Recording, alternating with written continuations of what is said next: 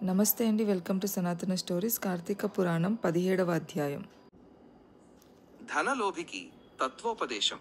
అప్పుడు అంగీరసుడు మునులతో ఇలా అంటున్నాడు: ఓ మహామునులారా, ఓ ధనలోభి, మీకు కలిగిన సంశయాలకు సమాధానమిస్తాను, సావధానంగా వినండి అంటూ ఇలా చెప్పసాగారు. కర్మల వల్ల ఆత్మదేహధారణ సంభవిస్తున్నది. కాబట్టి శరీరోత్పత్తి కర్మకారణంగా జరుగుతోందనే విషయాన్ని గుర్తించాలి. శరీరధారణం వల్ల ఆత్మ కర్మను చేస్తుంది. కర్మ చేయడానికి శరీరమే కారణమవుతోన్నది. స్థూల సూక్ష్మ శరీర సంబంధాల వల్ల ఆత్మకు కర్మ సంబంధాలు కలుగుతాయని తొలుత పరమేశ్వరుడు పార్వతీదేవికి వివరించాడు. దాన్ని మీకు చెబుతున్నాను. ఆత్మ అనగా ఈ శరీరాన్ని అహంకారంగా ఆవహించి వ్యవహరించేది అని అర్థం అని వివరించాడు.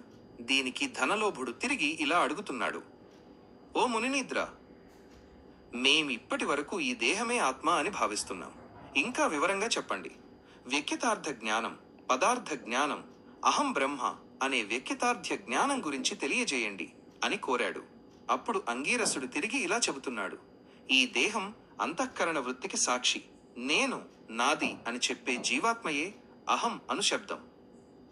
సర్వాతంర్యామి అయిన పరమాత్మన్న అనే శబ్దం. శరీరానికి ఆత్మలా శుటాదులు లేవు.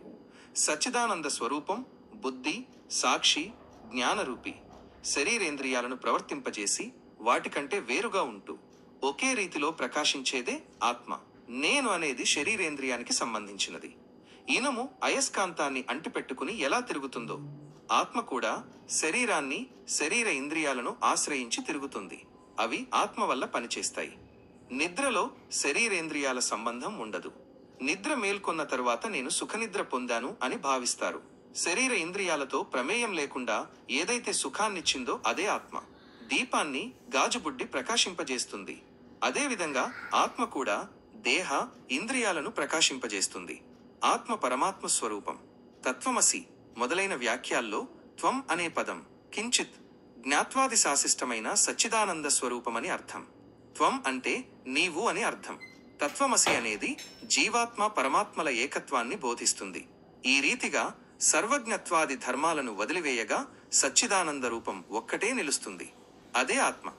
దేహ లక్షణాలు జన్మించుట, పెరుగుట, క్షీణించుట వంటివి 6 క్రమాలుంటాయి.